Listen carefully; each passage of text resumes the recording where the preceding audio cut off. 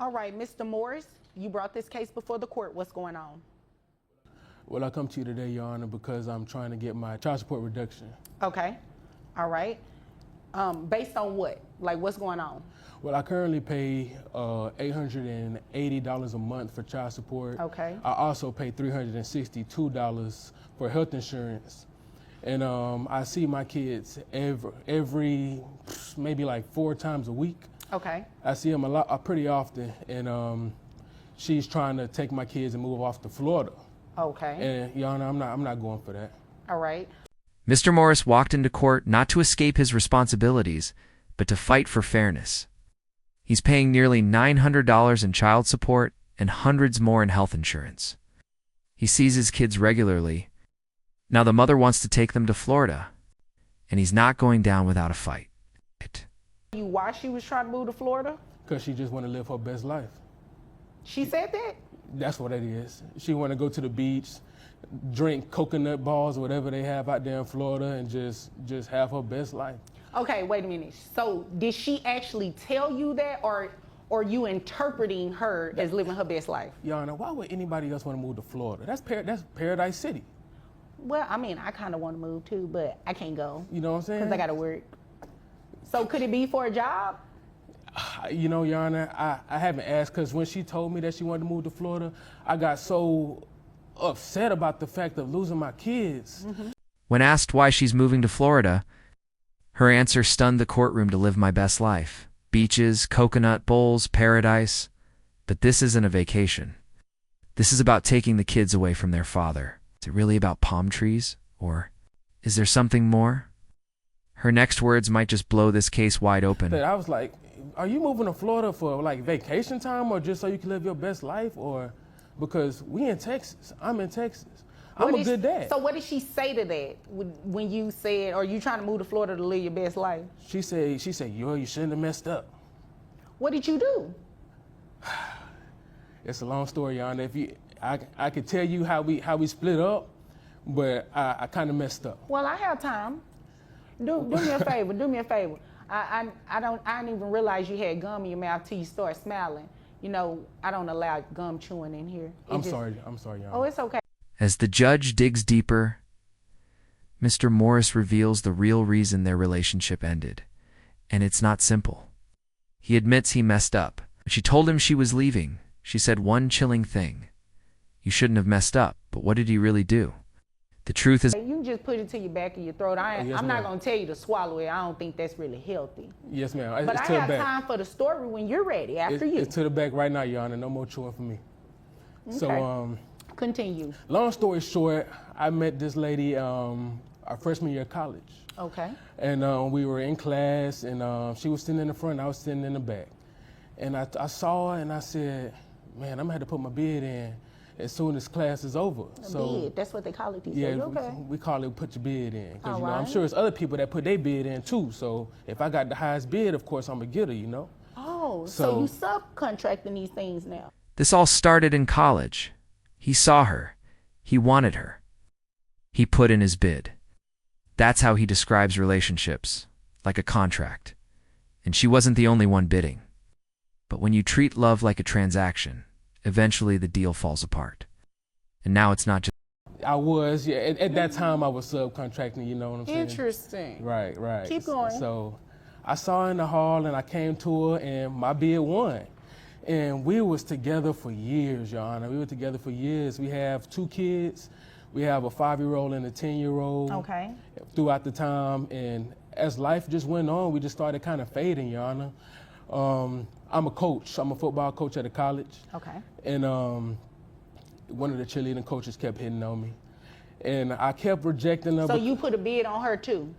She put the bid on me, Your Honor. Oh. Yeah, she put the bid on me. They built a life, to children, years of memories. But temptation came knocking. A cheerleading coach pursued him, and eventually he gave in. He said his partner They built a life bidding. to children. No more dinners, years of memories, no more Sundays. But temptation and in that came silence, knocking. He strayed. A cheerleading coach One mistake, pursued him, one and phone, eventually he gave in. And she walked out he the said door his partner with stopped everything. bidding. So I gave in to that bid. She had a high bid, and at the time, my lady, she wasn't putting in no more bids on me. She wasn't cooking me dinner. She wasn't massaging me like she used to. She wouldn't even let me watch sports on Sundays, Your Honor, because she wanted to watch The Bachelor. So it just wasn't working. And I gave in to what was going on, and I messed up. She saw my phone. She saw that I was with her a few times, and she left me, Your Honor. Okay. She left me. That was a very colorful story. It's very interesting. I hear the word bid. I think about someone, trying to do construction on my home. He confesses she stopped trying. He gave in. Now she's gone, and his kids might go with her. He says she gave up on him. She says he gave up on the family, and it all unraveled with a cheerleading coach, a phone call, and a broken home. Is remorse enough to change? So it's just interesting hearing you use that term referring to relationships. Okay, so you don't want her to move to Florida. No, ma'am. All right? And you want your child support reduced as a result. If she does move, or Well, do you just want it reduced just because? I just want it reduced just because. Okay, got it. I feel like I know dudes that don't see their kids ever and they not on child support. I see my kids multiple times through the week and I'm paying $880 a month. Okay.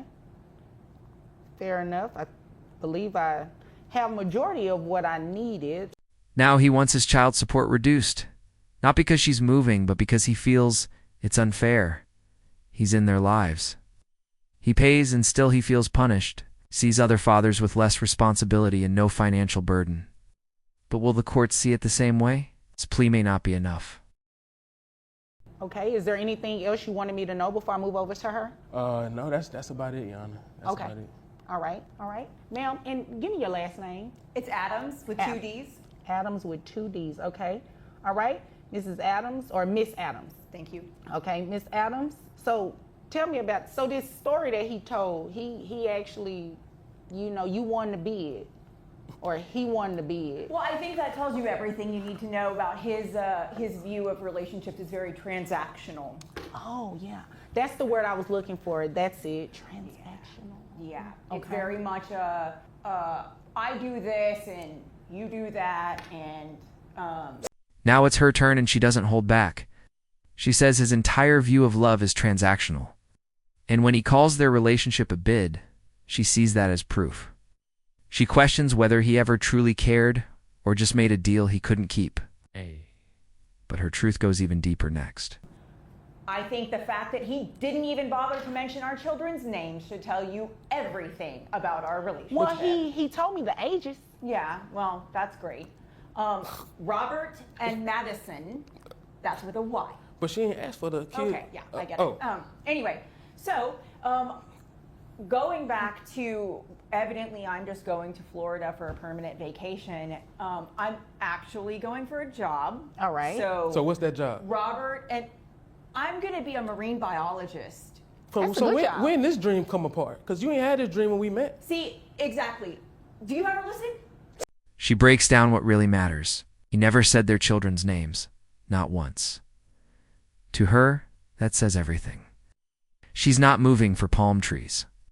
She's pursuing a dream to be a marine biologist, and she's taking their children with her. But is Miss Adams, I need you to talk directly to me, okay? Yes, ma'am. And Mr. Morris, I've given you an opportunity to speak.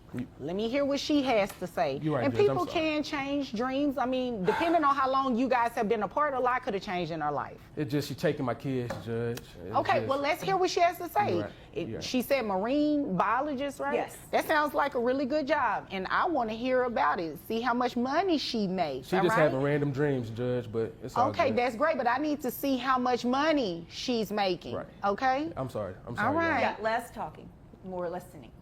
And you do the same thing. she's fighting back. Not to hurt him, but to build a better life for their kids.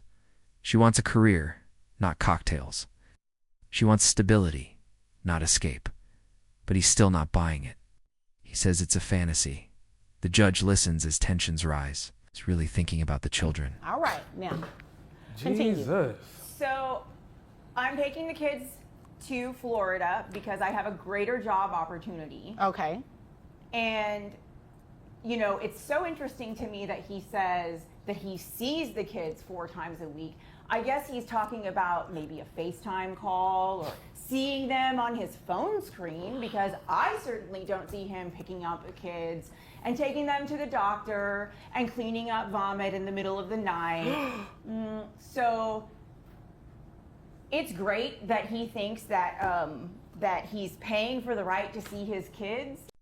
He says he sees his kids 4 times a week. She calls that a fantasy. FaceTime isn't fatherhood. Cleaning vomit, doctor visits, sleepless nights, that's what she lives. Now she's taken a new job and a new life. But does that mean taking the kids to her truth is raw and it's far from over? And that there are people who don't pay child support and who see their kids a whole lot, Judge. That tells you everything you need to know about the transactional nature of relationship to Mr. Morris. So,